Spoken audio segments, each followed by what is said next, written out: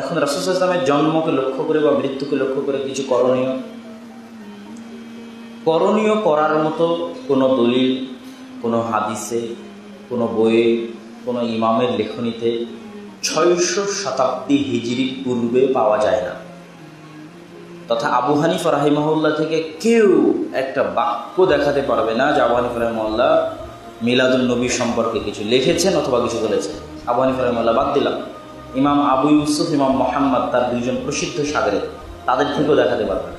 ইমাম শাফিঈ আর এক মাযহাবের যিনি ইমাম, তার পক্ষ থেকেও দেখাতে পারবে না। ইমাম মালিক আর এক মাযহাবের যিনি ইমাম, তার পক্ষ থেকেও দেখাতে পারবে না। ইমাম আহমদ আর এক মাযহাবের যিনি ইমাম, তার পক্ষ থেকেও দেখাতে পারবে না। তথা 4 মাযহাবের 4 ইমামের পক্ষ থেকে কেউই এ বিষয়ে কোনো মন্তব্যই দেখাতে পারবে না।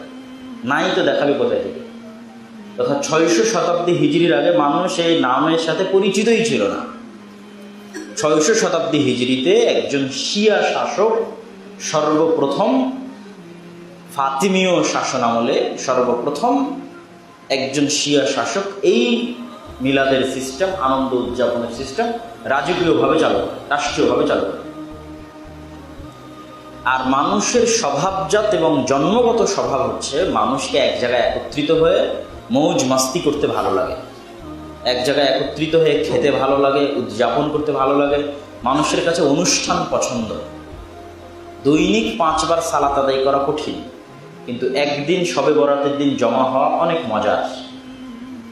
কোরআন শিখা অনেক কঠিন, কিন্তু একদিন জালসায় যাওয়া, আত্মীয় স্বজনকে জালসার দিন দাওয়াত দেওয়া অনেক আনন্দের। তো এটা যেহেতু অনেক আনন্দের, তো বেশিরভাগ মানুষের কাছে এটা কি হয়েছে? গ্রহণীয় হয়ে গেছে। ভালো তো, একটা যেটা আনন্দের দিন নতুন বাড়ে, উদযাপনের দিন নতুন বাড়ে, সমস্যা কি? তো মানুষ তার হাওয়া অন্তরের অনুসরণ করতে গিয়ে আনন্দ এবং উদযাপনের লক্ষ্যে এটার পিছু পড়ে গেছে।